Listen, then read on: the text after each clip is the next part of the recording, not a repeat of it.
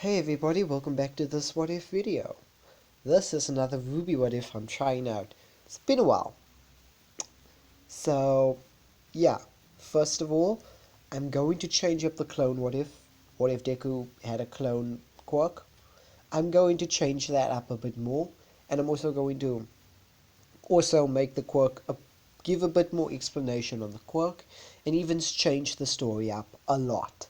Yes, the story of what if Deku had a clone quirk is not going to be the normal one. It's going to be a different one. You can say a vigilante Deku. Yeah. So enough about my other videos. This video will be following obviously Rwby what if. The Rwby what if storyline is going to be changed. So we will not be following obviously we'll be following volume 1, 2, up till 3, and then the story will be changed. I will not continue to volume 4 or 5 because I don't think those volumes are necessary. I will make my own story from there on out, but I will use volume 1, 2 as a baseline and as a guidance for me to set the founding bricks on how this what if is going to play out. Also, the story of Remnant is going to be changed. It's going to be changed in an interesting way. It has to evolve around the four maidens, obviously Osborne and Salem. If you don't know the story behind the four maidens, or if you don't even know Rwby at all, I suggest you go watch it, but suggestion before you start watching Rwby. Forget about volume 4 and forget about volume 5. You should skip volume 4 and 5 because really there's no use to watch those two, and just start with volume 6, 7 and 8 once you're done with volume 3. Trust me, those two volumes extremely boring, extremely confusing, and I don't like them. But yeah, continuing on. Now, you're gonna just have to find out what I've changed in the story of Rwby. But yes, let's start off with Osborne. Osborne was in his tower, drinking a cup of hot chocolate in his hands, looking out the window, staring into the green forest, reminiscing on his younger days and foolish days. His memory flashes to 4 girls and 1 boy. As Osborne remembers these children, he gains a tear in his eye, being regretful, being pained, making mistakes that he wish he could take back, but he will never. Osborne is angry, his grief, his pain, as he continues staring out through the window until the elevator door opens. Osborne wipes that one tear that he didn't even know fell and turns around, making himself presentable. Glenda walks through the door, obviously speaking to Osborne about something. But we zoom out from Osborne from there. We head to Salem. Salem is in her castle.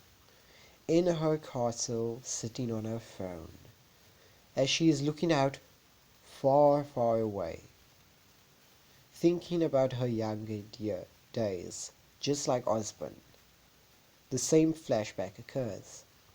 4 girls and 1 boy. But instead, in one of her flashbacks, the boy is dying. As she clutches her throne's chair. As she clutches so hard, the throne on both sides of the handles break. As she takes a deep breath in and out, Salem stands up, walks through the door as we zoom out to a different location. We zoom out to a boy, John Ark. He is in a bullhead at the moment, flying across Emerald Forest.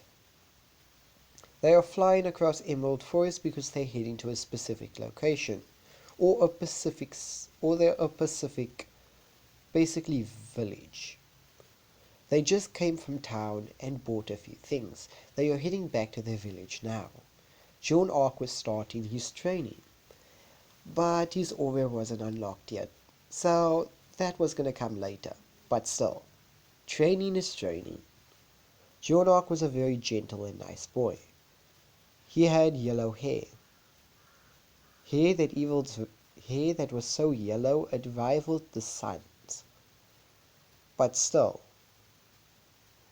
it was also quite unkempt in a way. And he had blue eyes. Eyes that are sky blue. People that stare into his eyes usually gets lost in them. He was also a very good-hearted person, and wanted to do his best to protect the people he loved, and protect others.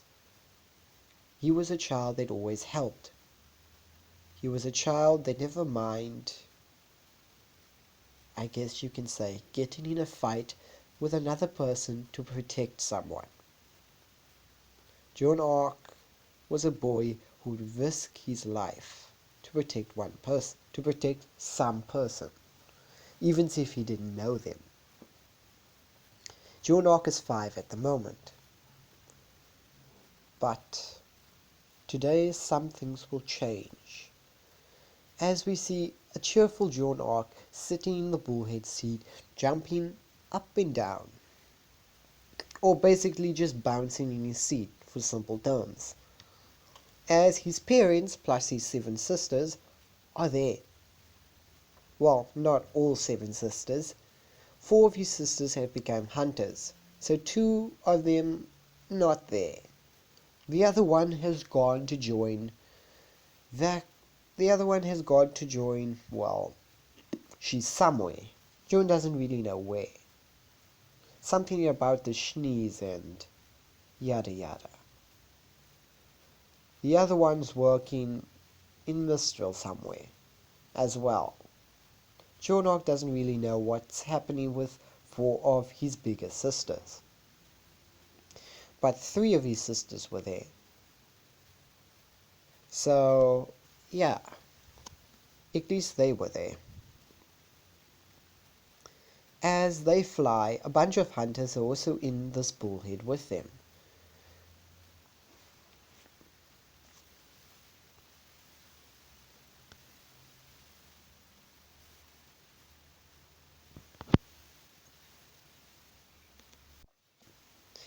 As the bullhead starts getting under attack by Wyvern Grim.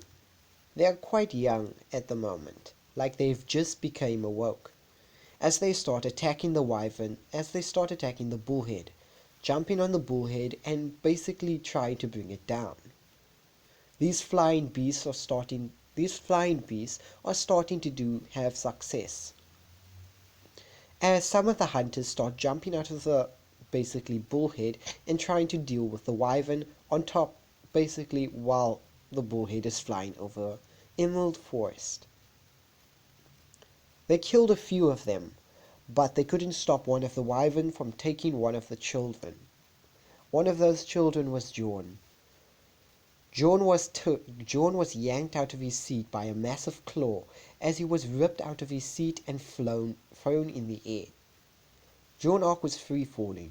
One of the wyverns disengaged the bullhead to engage John Arc. As John Arc is free-falling, he is basically spinning in the air. One of the hunters jumped out of the bullhead to catch him, but that was intercepted by the wyvern that tried to intercept John. This hunter was sent all the way to the Emerald Forest floor, as the other hunters are already signaling beacon for backup. As John Arc is plummeting to his death, one of the wyverns grabbed him in his beak, or in his mouth, or jaw, one of the two. But they didn't kill him immediately. He was just holding on for dear life. The wyvern that caught him was also the wyvern was also the one that had the hunter on top of it. As this hunter, they tried to basically catch John Ark but got intercepted by the wyvern, and that wyvern caught John Ark. Now he just needs to kill the wyvern and grab the boy and get back to the bullhead fast. As they are free falling, the man shoots the newborn wyvern in the skull, killing it instantly. But that didn't seem to help their problem. Now they are free falling faster, and they are going into a dive. A dive into a mountain cliff. As the man was about to grab John Ark until, yes, another wyvern got in the way. This wyvern grabbed him by the arm as he yanked this hunter off of his partner that is already dead. As the hunter screams, "Damn it, no!" as the boy gets curled up in the dead body of the Grim, as the Grim gets sent through the cliffside of the mountain, into a cave. This cave is no ordinary cave, though. As John Ark rolls and skids to a stop, he looks around. "Hello?" he yells, his sound and voice echoing around the tunnel. It's been a few minutes, and probably the hunters are here to fetch him, but it seems to be there is a problem. The way he came in is now blocked by a cave-in. As John Ark is alone in the dark, he woke up in the dark. Like all human beings, we are scared of the dark. Well, not for the reasons you think. We are scared of the dark because of what lies within it. Our fears lie within the dark, and the light is the thing that banishes it. As John Ark stands up, seeing nothing, he walks around the cave. His arms are out forward as he looks.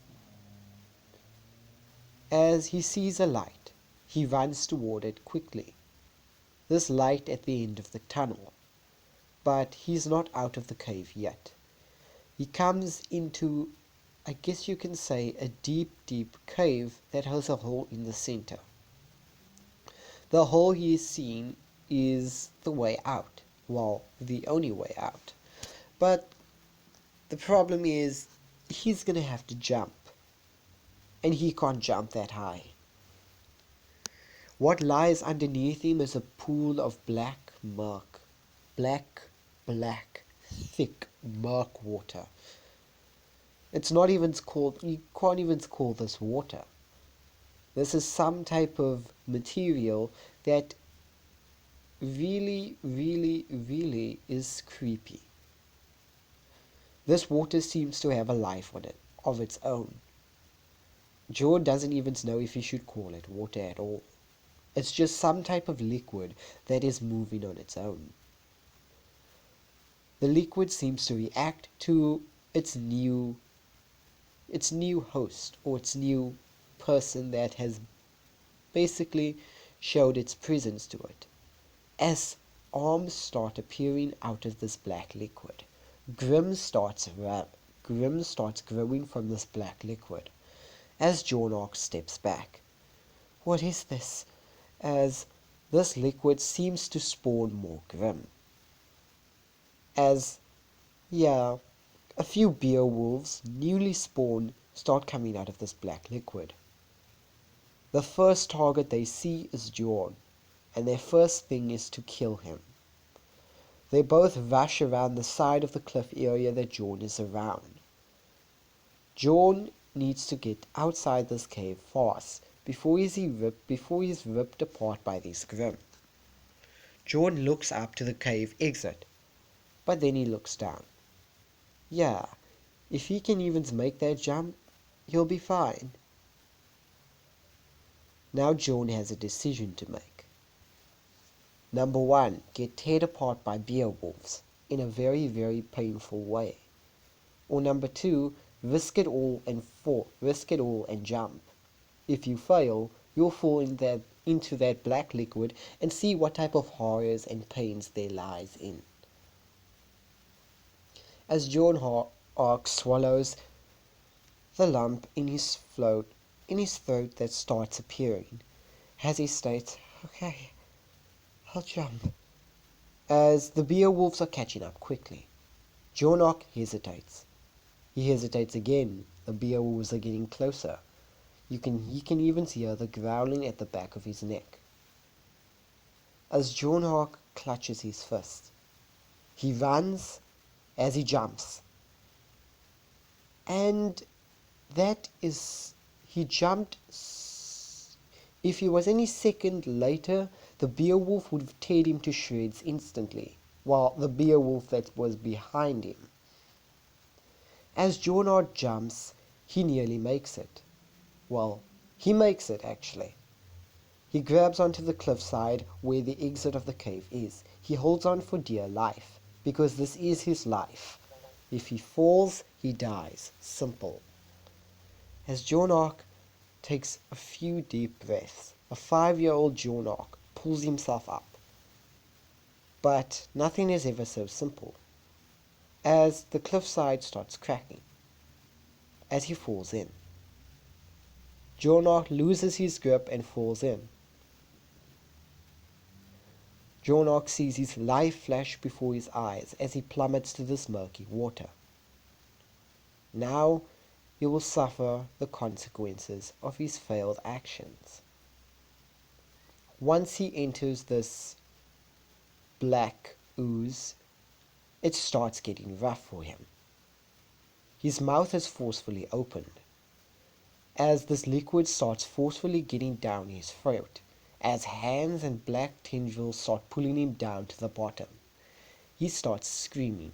He begs. He pleads. He cries. He calls. No one answers. He tries to breathe. No air. Nothing can help him. He is sucked to the darkness of this deep, deep lake. Well, even if you can call it a lake. It is so deep that it could be even mentioned as a chasm. As Jornark eventually passes out, with one final word, a cry for help, a desperate soul fighting for his life. As he closes his eyes, something answers. Jornark starts glowing. His glow starts getting brighter in the darkness every second, banishing all the demons around him. The water starts changing, per se. It's still black though, but there seems to be a white glow coming from within it, as Jornark starts getting pushed all the way to the top. As Jornark makes it to the top of this weird river, I guess you can say, but he is still unconscious. As Jornark sits on top of this black lake, it slowly starts disappearing. The black lake seeming to basically disappear from nowhere, like it's being evaporated in extremely fast, until there is no water. Not a drop of this black liquid remains. As Jornark, eventually his eyes shoot open, screaming, "Ah!" as he stands up quickly, looking around where he is.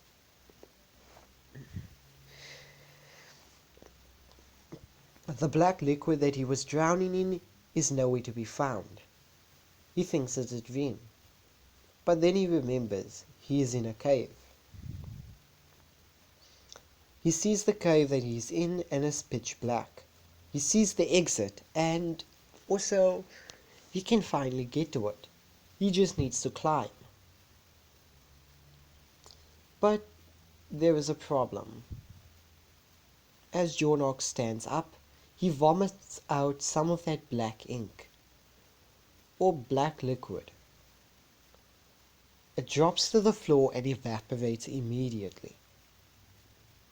As once all this weird stuff has been exited out of his body, he stands up shakily and looks at the exit where the light is coming from.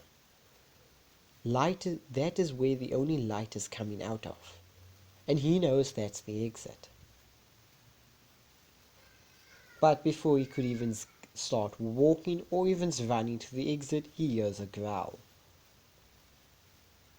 He turns around and sees 22, maybe even 22, 20 at least, red eyes start staring at him back.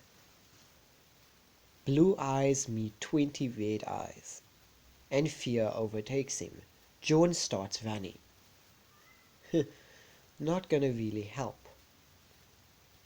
One of the Beowulfs pounces, the first one to engage, as they grab him by the leg and bite down. The blood spatters all over the Grimm's mouth. But as John screams in pain, the Grimm stops, seeming to taste John's blood, and change. As the Grimm's eyes start changing, it turns into a sky blue, just like John's. Seeming to see its new master's pain, it grabs John by the neck and starts rushing out of the cave, seeming that that everything around them is hostile. Jornok is still in pain, but he's getting dragged by this Beowulf. Other Beowulfs are following. As one of the Beowulfs start jumping, as they pounce on John that is being dragged by this other Beowulf to the exit. John lifts his hand up and closes his eyes. The Beowulf, before he could even attack, gets a hit with this unknown pulse. Its eyes also change, sky blue. It turns around and now is assisting Jornok in his escape, as now it is busy fighting other Beowulfs. Well, it's been one hell of a distraction, that is. The Beowulf that nearly attacked John starts pouncing on its allies, ripping some of them to shreds. The more Grim this Beowulf killed, the more armor it starts gaining. The armor, instead of pitch white, is pitch purple. Well, blackish purple. As this new odd Grim starts ripping into other Grim left, right, and center, seeming to get stronger with every kill. However, the Grim that is dragging John out finally nears the cave. But there's a problem. He's dealing with 5 more Grim that is in front of it. Jornok looks up in front. Why are these Grim protecting me? As he sees the Grim's eyes, it's like he's sky blue. Jornok looks down to his hand as he lifts it up to one of the Grim that had red eyes. He focuses, a pulse radiating. Nothing happened at first. As he tries it again, as a sharp ringing can be heard. As this Grim starts shaking its head, as its eyes change color. It starts turning on its basically allies, 2 Grim working together. Well, yes, the more grim these Beowulfs kill, the more stronger and the more wiser it becomes, coming up with tricks and ideas to take out its own, basically, allies. Well, what it was once allies. One of the Grims that were fighting the entire 20 group of Grims comes back. It looks tattered, bruised, and cut, but it looks much more wiser and smarter than before. It also has a lot of bone armor. As it grabs John by the scruff of his neck, not actually by his neck though, it just grabbed him by his clothes that is near his neck and basically rushes out at extreme speed. It seems to be that this Grim has gotten a boost. The boost is more of speed based instead of strength based. But because it killed all its allies, it's also gotten a lot of strength as well. For some reason. This is odd behavior to Grim, because Grim are not known to help people. They are only known to do destruction and kill. The other two lesser Grim start fighting against the others. Jonah basically makes it out, with one Grim carrying him still. This Grim stops, basically puts John down as it sits down and waits for its master's orders. John Ark looks back down to his leg as he sees that black liquid again, but instead of it basically instead of it harming him or making more grim, it covers his entire leg, basically giving him a fast recovery. As John stands up on his now new and improved leg, he slowly wobbles on his leg, looking back to the Grim that has been armored up and also killed its own kind, while also helping him. He looks in the Grim's eyes. He sees sky blue instead of crimson red. As he slowly approaches this new Grim, or this Grim, what he thinks, he puts out his hand and closes his eyes, as the Grim moves his head towards John's arm. As John gives a breath of relief and gives a small smile. Obviously, John is still a 5-year-old. Now, John is looking for the way back.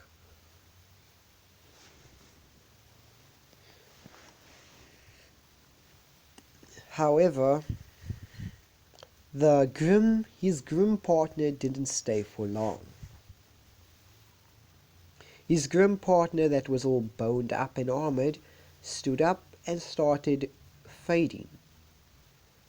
He started fading to dust, as John Ark watched how this Grim disappeared. Eventually another person came, the hunter that basically fell down with John. He looked battered and bruised, and like he just came out of a battlefield. He sees John there as he says, "Ah, there you are. I was looking for you. I was looking everywhere for you. I thought you died." As this man picks up John, basically bridal style, and heads towards the bullhead. By the bullhead, he is reunited with his 3 sisters and 2 parents, both of them saying how they were so scared that they nearly lost their own son, and that they will do better to protect him next time. John Ark crying in his mother's arms. But John Ark did not say anything about the Grim that helped him. Neither did he say anything about his new healing problem. John Ark said nothing about his current status or new things that has occurred to him.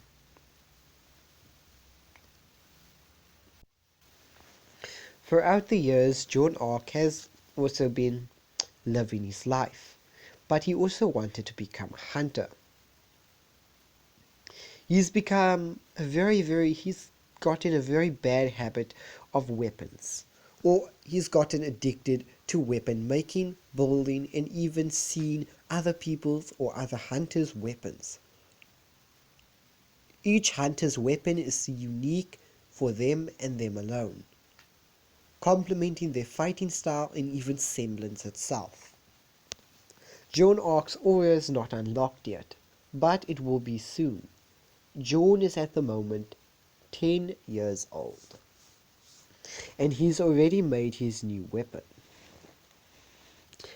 I have no idea what to call this weapon yet, so comment down below what you call John's weapon. I'm also not going to explain the weapon's abilities, just give me a name for Joan Ark's weapon. I'm not going to explain how the weapon looks, nor am I going to explain what it can do in this video. In the next video, if I got a name for it, or if you guys comment a name for it, I'll give its name and its abilities and its basically unique effects. Not really effects or what it can do, basically. It's unique things that it can do. John's semblance. John didn't have his aura active at all. Throughout this current event, John didn't have his access to his aura. So, what you just saw was not a semblance, but something totally different. Only John can do this, and only he will be able to do this. And don't worry, we haven't seen the last of the 3 Grimm, especially the one with the armor.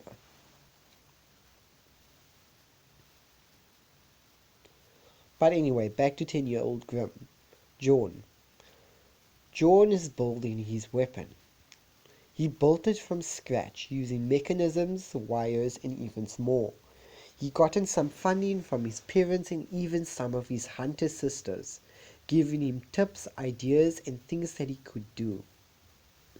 Joan Ark's weapon is massive and heavy. Extremely heavy. So Joan Ark had to put on a lot of muscle to even wield it.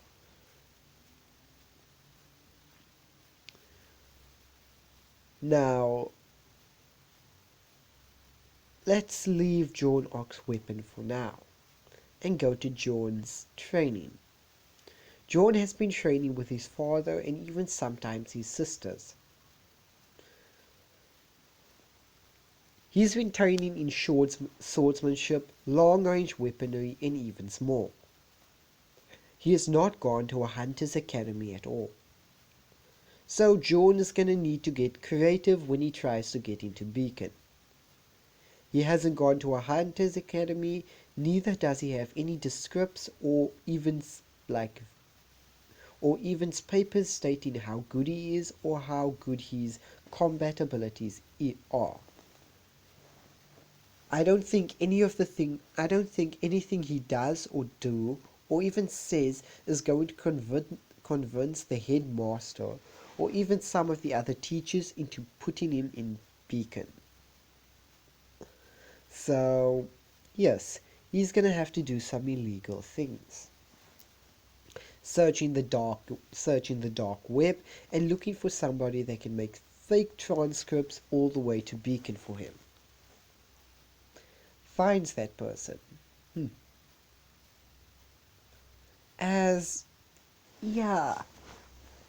Let's just say 10-year-old John already has a plan. Time skip again. John is now 14, Rwby's age, and the fake transcripts he asked his parents to do, while they agreed, obviously. Beacon won't accept him no matter what they do.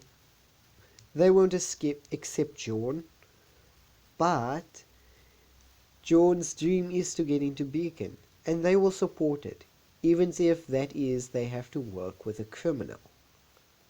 Criminal being, well, take a wild guess. The most notorious villain of them all, Roman Torchwick. Yes, he was the one that made John's fake transcripts, and he's quite good friends with the Arks, if you can say that. As we see Roman Torchwick at the Ark family household, and his partner that is with him Neapolitan. Neapolitan, obviously, same as in canon with our umbrella. She is still mute as always. Roman Torchwick, still the cocky bastard, like in canon. But they are quite good friends with the Ark family, because it is the Ark family that did a very big favor for Roman Torchwick.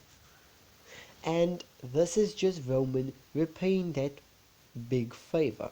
Well, one of those big favors. As, yes, Roman has sparred with Joan Arc, even Neo, and they are quite good friends. You can say they are even's family. Neo would sometimes come visit Joan Arc because the Arc family has a certain, you can say, gift for making Pacific ice cream that Neo likes. And Neo always loves ice cream. So to visit the Joan Arcs and get their ice cream that they make would be a sin if she doesn't. Well, obviously, Torchwig, good friends with his father, sometimes did illegal business. I'm not gonna say what, but yeah, you have to figure that out yourself. But yes, Jonak is on his way to Beacon. And he has some he has some friends that are not quite good. But out with the bad and in with the new, right? Iglesia is in Beacon. Well, he did get in the illegal way though. So, what will happen in the next episode of John Ark's new adventure? Will he have to fight some of his friends? Will he meet new friends and make some new friends in Beacon? Will Beacon discover his fake transcripts and kick him out? Will Osborn finally tell us the story behind his life? What has happened to the Grimm? And what is Joan Ark's new ability to suddenly start turning Grimm into allies, and even making them stronger when they kill their own kind? Well, we're all gonna have to find that out later. But until the next video, everybody, don't forget to like, subscribe, and hit that notification bell. Also, before I stop this before I forget, also, don't forget to comment down below a weapon name. Any weapon name for Joan Ark's new weapon that I'm going to show and talk about in the next episode. So that's it, guys, and also I'm gonna spend now 2 minutes trying to decide what I should name this Rwby What If. So peace everybody, bye.